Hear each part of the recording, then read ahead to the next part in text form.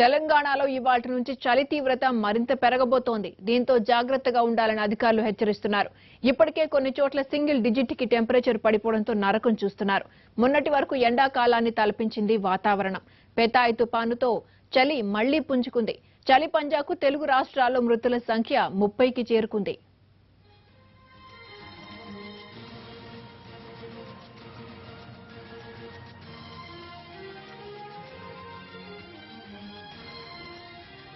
శీతల గాలులు తీవ్రంగా వీస్తుండటంతో ఇళ్లలో నుంచి బయటకు రావాలంటేనే వణుకు పుడుతోంది.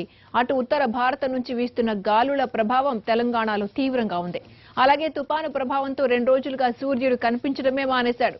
దీంతో వాతావరణంలో ఉష్ణోగ్రతలు తగ్గిపోయాయి. తెలంగాణలో సాధారణం కన్నా 8 నుంచి 10 డిగ్రీల సెంటీగ్రేడ్ ఉష్ణోగ్రతలు తగ్గిపోయాయి. సాధారణంగా ఈ సమయంలో పగటిపూట 28 నుంచి 29 డిగ్రీల ఉష్ణోగ్రతలు ఉండాలి. కానీ 21 డిగ్రీలు మాత్రమే నమోదవుతున్నాయి.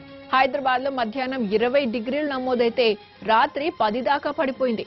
రాష్ట్ర వ్యాప్తంగా చాలా ప్రాంతాల పరిస్థితి ఇలాగే ఉంది.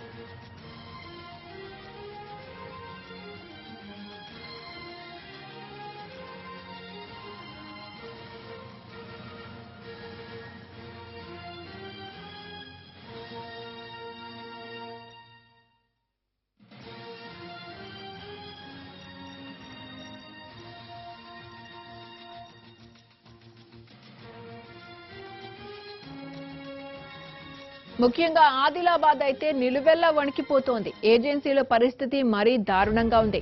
దీంతో స్కూల్ వేళల్లో మార్పులు చేశారు. ఉమ్మడి ఆదిలాబాద్ జిల్లా పరిధిలో సింగిల్ డిజిట్ ఉష్ణోగ్రతలు నమోదవుతుండటంతో ముఖ్యమైన పని ఉంటే తప్ప జనం బయటకు రావడం లేదు. ఇక బస్టాండ్లు, రైల్వే స్టేషన్లలో ప్రయాణికులైతే ఏంటి నరకం అనుకుంటున్నారు. మరోవైపు ఇవాటి నుంచి తెలంగాణలో చలి తీవ్రత మరింత పెరిగే అవకాశం ఉందంటున్నారు వాతావరణ నిపుణులు. అటు ఏపీలో కూడా టెంపరేచర్లు బాగా తగ్గాయి.